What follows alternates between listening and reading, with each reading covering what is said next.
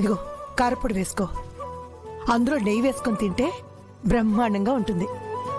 ఇదిగో నెయ్యి వేసుకో, బాగా కలుపుకుని తిను. ఆ రెండు కలుపుకుని తిను. మీరుండమ్మా. ఏమే, నువ్వు రుద్రబాబు మీద అలిగొచ్చానన్నావు కదా? అవునమ్మో, అవును. అలిగొచ్చిన వాళ్ళు ఎవరైనా ఇట్టా తింటారా? అలా అనకలచ్చమ్మా, దిష్టి తగులుతుంది. నువ్వు తిను గంగా. ఇంకొంచెం నెయ్యి వేస్తున్నా, బాగా కలుపుకుని తిను. చాలు. ఏంటమ్మా మీరు కూడా? భర్త మీద అలిగొచ్చిన కూతుర్ని మందలియాలి గాని ఇట్టా కూర్చోపెట్టి తిండి పెడితే చెప్పిన మాట అస్సలినదు. అసలే ఇది మొండి ఘటం.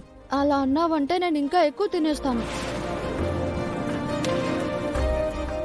ఎంత కావాలంటే అది తిను గంగా. లచ్చమ్మా, నువ్వు గంగనేమనుకో. అది అలా చెప్పండి అమ్మా. అమ్మా, రుద్ర సారు నన్ను తీసుకువెళ్ళడానికి వస్తే మీరు వెంటనే ఒప్పుకోకండి. సార్ని దబాయించండి. నేనా? అవును, మీరే.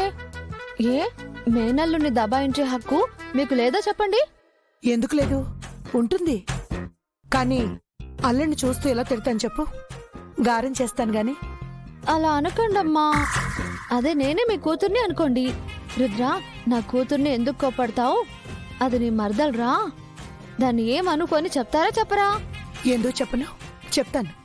అయితే ఇప్పుడు కూడా వరుసకి నేను మీ కూతుర్నే కదా. మీ మేనల్లుడి మీద కోపడాలి అంతే. అలాగే, ముందు నువ్వు తిను.